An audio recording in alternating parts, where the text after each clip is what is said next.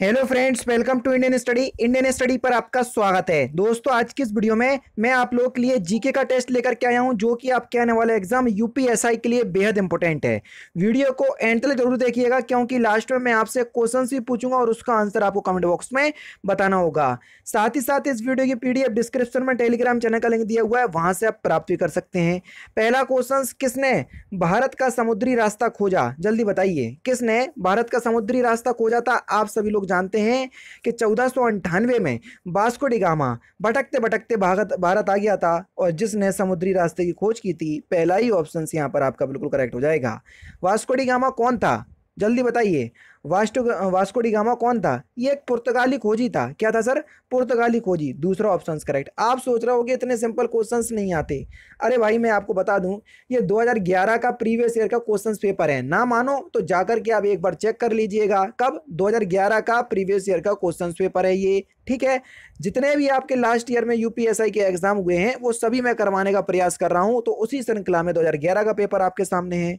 भाखड़ा नागल बांध किस नदी पर बना हुआ है? जल्दी बताइए, इंपॉर्टेंट क्वेश्चंस।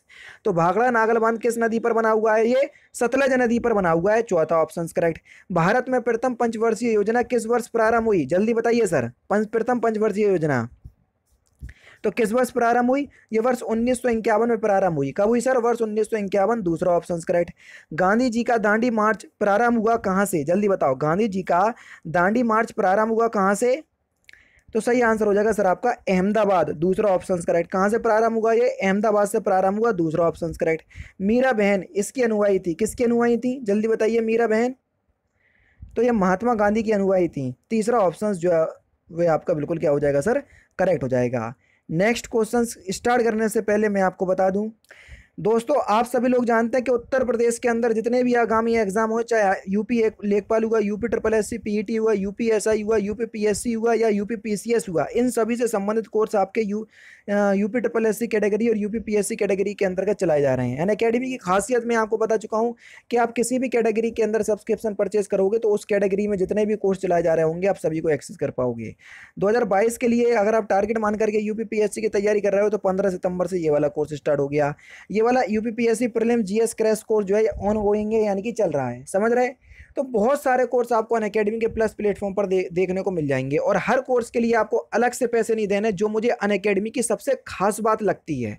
तो इसलिए मैं आपसे कहना चाहूँगा कि अभी अगर आप कोर्स परचेज करते हो तो आपको बहुत फ़ायदा मिलेगा, क्योंकि सर आगामी 2 से 3 महीने के अंदर आपके उत्तर प्रदेश के अंदर कई एग्जाम हैं, तो इसलिए आप कोर्स जो है वो परचेज कर सकते हैं।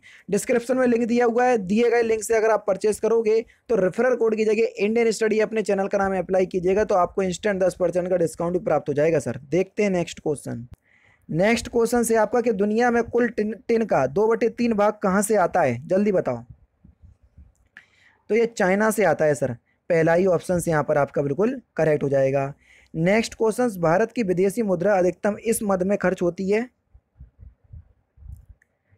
तो ये पेट्रोलियम उत्पादों के आयात पर खर्च होती है। दूसरा ऑप्शन करेक्ट।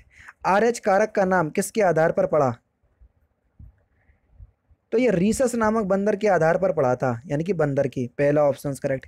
शेरशाह ने ग्रैंड ट्रंक रोड किन को जोड़ने के लिए बनवाई थी? तो ये आगरा को सासाराम से जोड़ने के लिए बनवाई थी। तीसरा option correct. Next question, 1 kilo मक्खन मनुष्य के लिए 1 किलो शर्करा से अधिक ऊर्जावान है, क्योंकि? क्योंकि शर्करा में मक्खन से अधिक पानी होता है, यानी कि इस क्वेश्चन का नहीं, शर्करा में मक्खन से अधिक पानी होता है, ये गलत है। एक वर्षा अणु में शर्करा से अधिक सीएच बंद होते हैं। तीसरा ऑप्शन करेक्ट हो जाएगा। पहला तो ऑप्शन सरासर गलत दिया हुआ है, आंसर शीट आपको मिलेगी तो उसमें इसका पहला ऑप्शन दिया ये गलत है ना, तो इसको हटा दीजिएगा। तीसरा ऑप्शन करेक्ट होगा कि एक वर्षा अणु में शर्करा से अधिक सीएच बंद होते हैं, इस वजह से एक मनुष्य के लिए 1 किलो मक्खन से 1 किलो शर्करा अधिक ऊर्जावान होती है। ठीक है, तीसरा ऑप्शन यहाँ पर आपका बिल्कुल क्या होगा सर? करेक्ट हो जाएगा। द गेटवे ऑफ इंडिया कहाँ पर स्थित है?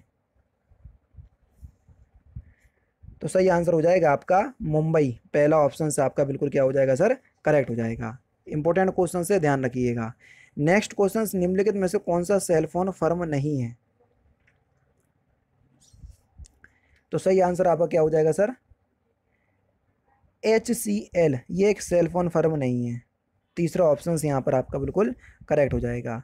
रियाल किस देश की मुद्रा है? बहुत इंपॉर्टेंट क्वेश्चन। रियाल, तो ये सऊदी अरब की मुद्रा है।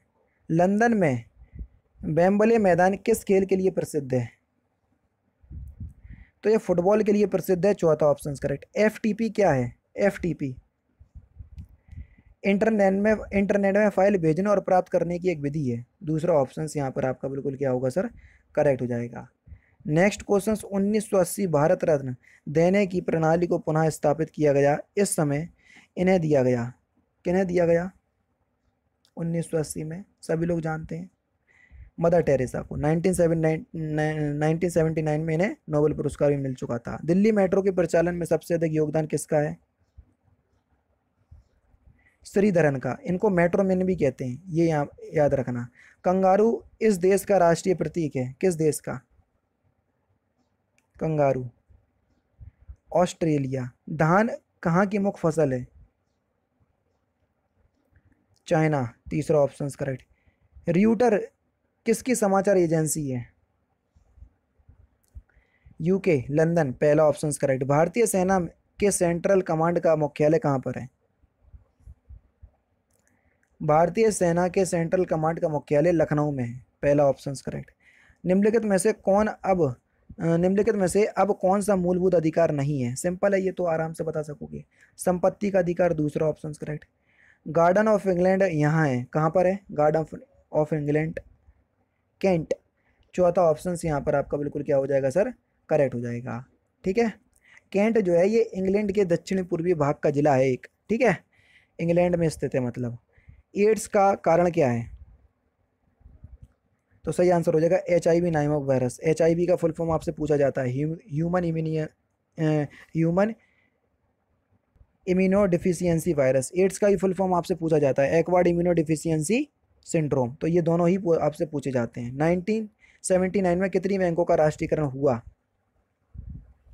तो कितनी बैंकों का राष्ट्रीयकरण हुआ? तो सही आंसर हो जाएगा आपका 14। अच्छा, आज का क्वेश्चन मैं बीच में ही पूछ रहा हूँ कि वर्तमान स्थिति में कितने राष्ट्रीय बैंक हैं? इन क्वेश्चंस का आंसर बताइए, क्योंकि अभी मर्जर हुआ है वो कई सारी बैंकों का, इस वजह से। रोडेशियो देश का नया नाम क्या है? जिम्बाब्वे, दूसरा ऑप्शन करेक्ट। रन्स एंड र्यून्स पुस्तक के लेखक कौन है? सुनील गावस्कर, चौथा ऑप्शन करेक्ट। सबसे पुराना हिंदू महाकाव्य कौन सा है? तो सही आंसर आपका क्या हो जाएगा? रामायण। निम्नलिखित में से गेहूं की खेती के लिए कौन सी मिट्टी उचित है? दोमट मिट्टी, चौथा ऑप्शन बिल्कुल करेक्ट। भारत की एंटी टैंक मिसाइल का नाम क्या है? नाग, दूसरा ऑप्शन करेक्ट। हिंदी दिवस किस दिन मनाया जाता है? 14 सितंबर, तीसरा ऑप्शन करेक्ट। प्रतिध्वनि उत्पन्न होने का कारण ध्वनि का परावर्तन है, तीसरा ऑप्शन करेक्ट। राष्ट्रीय सुरक्षा का दायित्व किन के ऊपर है?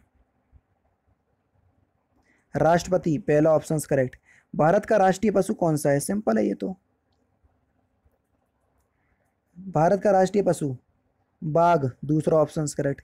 हल्दी घाटी का युद्ध इस वर्ष से लड़ा गया, कब लड़ा गया? 1576, है ना। दूसरा ऑप्शन बिल्कुल क्या हो जाएगा सर? करेक्ट हो जाएगा। अकबर और महाराणा प्रताप के बीच जलियांवाला बाग में गोली मारने के आदेश किन्होंने दिए थे? तो इस क्वेश्चंस का आंसर आप मुझे कमेंट बॉक्स में बताएंगे। तो दोस्तों ये थे आपके 40 जीके के इंपॉर्टेंट क्वेश्चंस जो कि प्रीवियस ईयर 2011 के क्वेश्चंस पेपर के थे। वीडियो अगर आपको अच्छी लगी हो तो वीडियो को लाइक और शेयर जरूर कर दीजिएगा।